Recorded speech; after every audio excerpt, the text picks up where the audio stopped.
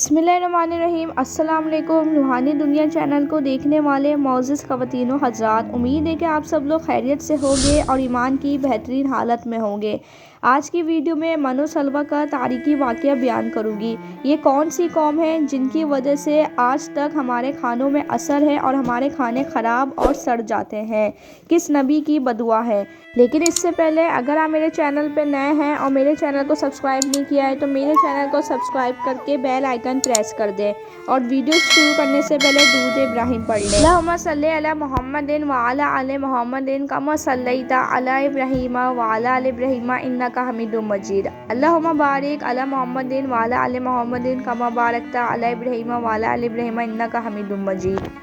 आसमान से उतारी गई लजीज और मौजिज़ाती ग़िज़ा, ये खाना बनी इस्राइल पर क्यों नाजिल किया गया? क्या ये ग़िज़ा जन्नत से आई या ज़मीन पर पैदा की गई? बनी इस्राइल ने ऐसी क्या नाफरमानी की थी जिसका असर आज तक के खाने पर मौजूद है?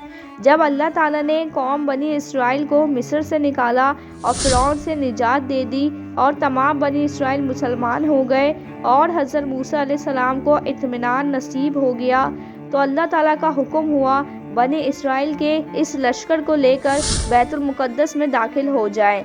इस मुक़द्दस सरज़मीन का वादा इनसे किया था जो इन्हें अता करनी थी, लेकिन इस वक्त बैतुल मुक़द्दस पर अमालका की कौम का कब्ज़ा था जो बदतरीन किस्म के कुफ़ार थे। हज़रत मूसा अलैहिस्सलाम अल्लाह के हुक्म से बनी इस्राइल के हमरा उस कौम को लेकर कौम अमालका की तरफ चले गए। जब बनी इस्राइल बैतुल मुक़द्दस के करीब पहुँचे तो बुज़दिल हो गए और कहने लगे कि इस सरज़मीन पर बहुत ताकतवर अमालका हैं जो बहुत ही ज़ोर आवर और ज़बरदस्त जंगजू है, लिहाजा जब तक ये लोग शहर में रहेंगे हम हरगिज़ इस शहर में दाखिल नहीं होंगे। बल्कि बनी इस्राइल की कौम ने हज़रत मूसा अलैहिस्सलाम से ये तक कह दिया कि आप और आपका परवरदिगार इस कौम से जंग करें, हम तो यहीं बैठे रहेंगे। बनी इस्राइल की ज़बान से ये सुनकर आपको बहुत रंज और सदमा हुआ और आपने अल्लाह ताला से अर्ज़ किया, ए मेरे परवरदिगार, मुझे इख्तियार नहीं मगर अपना और अपने भाई का, तो तू हमको इन बेहुक्मों से जुदा रख।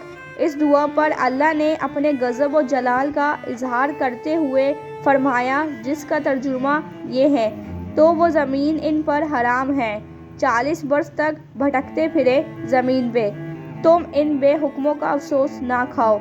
इसका नतीजा ये हुआ कि कौम बनी इस्राइल एक मैदान में 40 बरस तक भटकती रही मगर इस मैदान से बाहर नहीं निकल पाई। इस मैदान का नाम मैदान तैया है, लिहाजा बनी इस्राइल इस मैदान में फंस चुके थे और सारे खाने का सामान एक हफ्ते में ख़त्म हो गया था, तो सारी की सारी कौम तौबा इस्तग़फ़ार करने लगी। मैदान तैया में होने वाले सख्त इम्तिहान और मुश्किलात को देखकर हज़रत मूसा अलैहिस्सलाम को अपनी कौम पर रहम आया, तो आपने इनके लिए दुआ फरमाई, तो अल्लाह ने इनके लिए बेशुमार नेमतें अता फरमाई और अल्लाह ताला ने इनके लिए आसमान से 2 खाने उतारे। एक खाने का नाम मन और दूसरे खाने का नाम सलवा था। मन बिल्कुल सफ़ेद शय की तरह एक हलवा था जो रोज़ाना आसमान से बारिश की तरह बरसता था, और सलवा पकी हुई बटेरें थी जो हवा के साथ आसमान से नाजिल हुआ करती थी। और जब बनी इस्राइल को प्यास की शिद्दत महसूस हुई तो हज़रत मूसा अलैहिस्सलाम ने अपना असा पत्थर पर मारा, जिससे पानी के 12 चश्मे जारी हो गए, क्योंकि ये वादी वसी मैदान में फैली थी और वहाँ सर छुपाने के लिए कोई शय नहीं थी, और दिन में सूरज की धूप और तपिश से बनी इस्राइल वाले बदहाल हो जाते थे, लिहाजा धूप से बचने के लिए एक बहुत बड़ा सफ़ेद बादल आ जाता जो इन्हें साया देता था। इसके साथ साथ रात में इस मैदान के बीचों बीच एक चमकदार सुतून उतरता था जिसकी रोशनी में वो लोग काम काज किया करते। अल्लाह ताला ने बनी इस्राइल पर अपनी नेमतों का शुमार करते हुए कुरान शरीफ में फरमाया है, और मैंने तुम पर मनो सलवा उतारा।